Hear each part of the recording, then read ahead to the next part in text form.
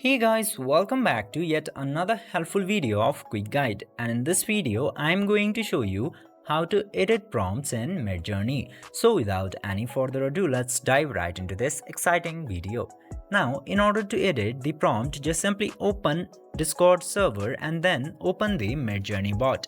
Then after opening Midjourney bot, you will get a bunch of things to do in here. Now in order to edit the prompt, you just simply have to open your remix mode at first.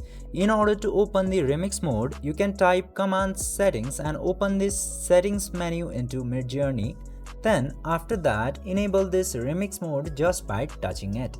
Otherwise, the second option here is a lot quicker than this one, and that is just simply type command prefer remix and then click to send button.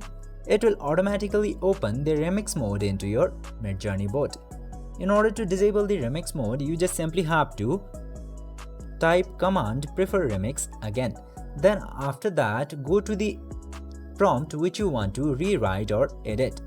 Now in order to do that, just simply select the image from which you want to change the prompt.